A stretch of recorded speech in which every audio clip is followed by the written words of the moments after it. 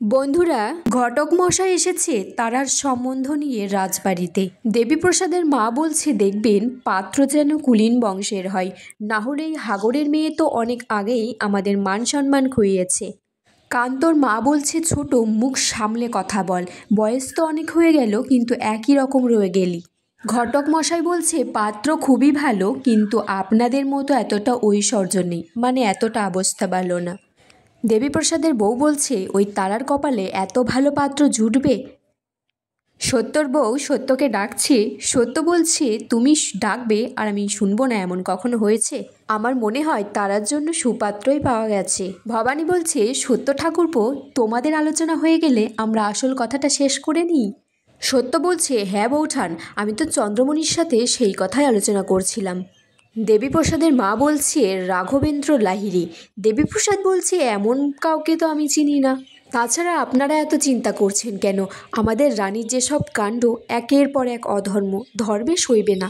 বিষ্ণুরাম বলছে একটা কথা ভুলে গেলে চলবে না, রানী এখন সঠিক উত্তরসূরি খুঁজছে।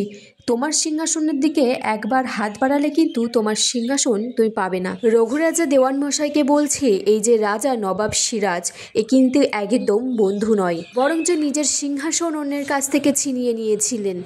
ভবানী বলছে খুড়ো মশাইয়ের কাছে তার মেয়ে অনুমতি চাইছে, কেমন বোধ করছেন এখন? আমি একটা পাত্রের খোঁজ পেয়েছি, পাত্র খুবই সুলভ, ভালো। রঘুরাজা বলছে কিন্তু তাদেরকে জানাতে হবে বিবাহের পর জামাতা হিসেবে এই মহলেই থাকবে। দেওয়ানমশাই বলছে তারা কি রাজি হবে?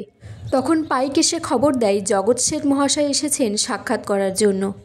রঘুরাজা বলছে জগৎ শেঠকে নাটোরে ছুটে আসতে হলো, কোনো বিপদ আপদ হয়েছে নাকি?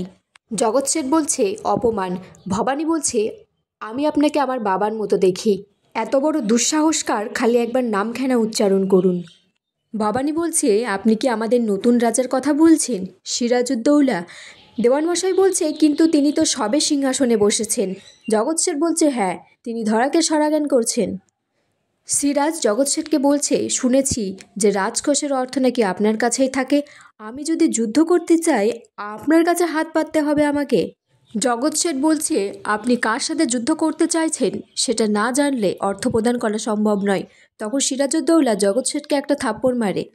এই ঘটনাগুলো শোনার পর ভবানী বলছে আপনি কিছু ভাববেন না বাবা, আপনার মেয়ে আপনার সাথে আছে, যা করার আমি করব।